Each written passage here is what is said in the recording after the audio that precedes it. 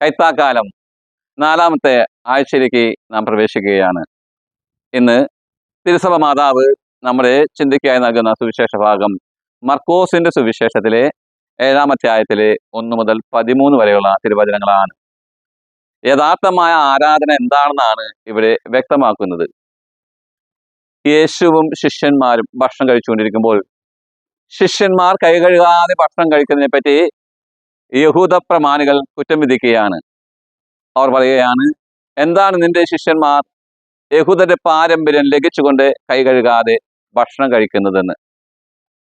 അവിടെയാണ് യേശുനാഥൻ അവർക്ക് ശരിയാൻ തന്നെ പ്രവചനം ഉദ്ധരിച്ചുകൊണ്ട്, യെശയ്യായുടെ പ്രവചനം ഉദ്ധരിച്ചുകൊണ്ട് പറയുകയാണ്, ഈ ജനം ആദരങ്ങൾ കൊണ്ട് എന്നെ ബഹുമാനിക്കുന്നു, എന്നാൽ അവരുടെ ഹൃദയം എന്നിൽ നിന്നും ദൂരെയാണ് എന്ന്.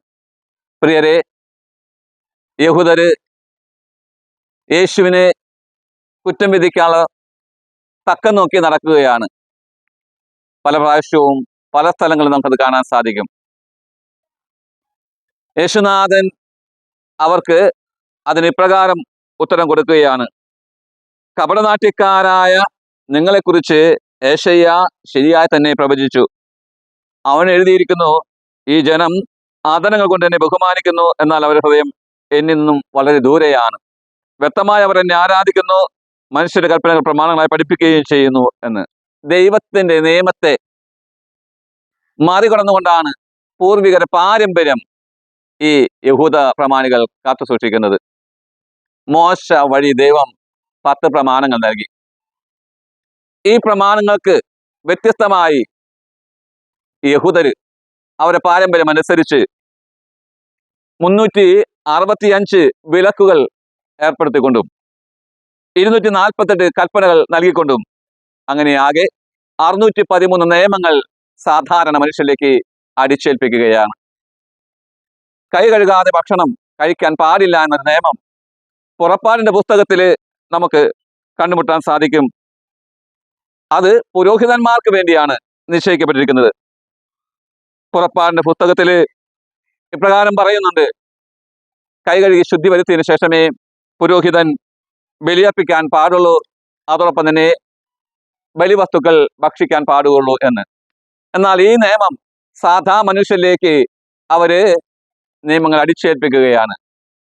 അതുകൊണ്ടാണ് ശിഷ്യന്മാരെ കുറ്റപ്പെടുത്തിക്കൊണ്ട് പറയാ, ഇവർ കൈ കഴുകാതെ ഭക്ഷണം കഴിക്കുന്നത് എന്താണെന്ന്. ദൈവം നമ്മുടെ ഹൃദയങ്ങളെയാണ് നോക്കുന്നത്. മത്തായിയുടെ സുവിശേഷത്തിൽ 5-ാം അധ്യായം 8-ാം വചനം ഇപ്രകാരം നാം പറയുന്നു, ഹൃദയശുദ്ധിയുള്ളവർ ഭാഗ്യവാന്മാർ, അവർ ദൈവത്തെ കാണുമെന്ന്. പുറം പൂച്ചുമായി കപട ജീവിതം നയിക്കുന്ന വ്യക്തികൾക്ക് ദൈവത്തെ കണ്ടുമുട്ടുവാനോ ദൈവാനുഗ്രഹം ലഭിക്കാനോ ഇടവരുകയില്ല. ദുശ്ചിന്തയും ദുരാഗ്രഹവും വ്യർത്ഥമോഹങ്ങളും കാപട്യവും അസൂയവും വഞ്ചനയും എല്ലാം വെച്ച് വിശുദ്ധ കുർബാന സ്വീകരിക്കാൻ അല്ലെങ്കിൽ പള്ളിയിൽ വന്നു കഴിഞ്ഞാൽ എല്ലാ പാപങ്ങളും മോചിക്കപ്പെടും, അതുകൊണ്ട് വിശുദ്ധനായി തീരുമെന്ന് ചിന്തിക്കുന്ന പലരുമുണ്ട്. അങ്ങനെയുള്ളവരാണ് ഈ ഫരിസയര്. ആ ഫരിസയരെയാണ് യേശുനാഥൻ കുറ്റപ്പെടുത്തുക. പ്രിയമുള്ളവരെ, നമുക്ക് മാറാം. ഈ ലോകത്തിൽ നന്മ ചെയ്യുന്നവരാകാൻ ശ്രമിക്കാം. ദാഹിക്കുന്നവന് വെള്ളം കൊടുക്കാനും, വസ്ത്രമില്ലാത്തവന് വസ്ത്രം കൊടുക്കാനും, പാർപ്പിടമില്ലാത്തവന് പാർപ്പിടം കൊടുക്കുവാനും ശ്രമിക്കുന്ന, മറ്റുള്ളവരെ സഹോദരനായി കാണാനുള്ള ഒരു വലിയ മനസ്സ് നമുക്ക് വേണം. മറ്റുള്ളവരിൽ കുറ്റം ആരോപിക്കാൻ ശ്രമിക്കാതെ മറ്റുള്ളവരിൽ നന്മ കണ്ടുകൊണ്ട് അവരും നമ്മുടെ സഹോദരങ്ങളാണെന്ന ബോധ്യത്തോടുകൂടി വിവേകത്തിലും വിശുദ്ധിയിലും ജീവിക്കാൻ ശ്രമിക്കാം.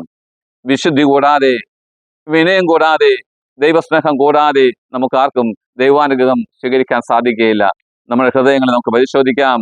നല്ലൊരു ഹൃദയം നിർമ്മിച്ചു നൽകണമേ എന്ന് നാഥനോട് പ്രാർത്ഥിക്കാം. നമ്മുടെ ഹൃദയങ്ങൾ നമുക്ക് വിശുദ്ധമാക്കാം. നമ്മുടെ ഹൃദയത്തിൽ ഉള്ള കാപട്യവും വഞ്ചനയും വിദ്വേഷവും വൈരാഗ്യവും എല്ലാം മാറ്റി സ്നേഹത്തിന്റെ വക്താക്കളാകാം. എല്ലാവരെയും സ്നേഹിക്കാനും നമ്മുടെ സഹോദരങ്ങളെല്ലാം ദൈവത്തിന്റെ ഛായ സൃഷ്ടിക്കപ്പെട്ട എൻ്റെ സഹോദരനാണ്, എൻ്റെ സഹോദരിയാണ് ബോധ്യത്തോടു കൂടി മറ്റുള്ളവരെ സ്നേഹിക്കാനും ബഹുമാനിക്കാനും, അങ്ങനെ അവരെല്ലാവരെയും നമ്മുടെ ഹൃദയത്തോട് ചേർത്ത് നിർത്തിക്കൊണ്ട് അവരെ ഉൾക്കൊള്ളാനും വേണ്ട കൃപയ്ക്ക് വേണ്ടി പ്രാർത്ഥിക്കാം. നല്ലവനായ ദൈവം നമ്മുടെ ഹൃദയങ്ങളെ എല്ലാവരെയും അനുഗ്രഹിക്കട്ടെ, ആശീർവദിക്കട്ടെ. ആമേൻ.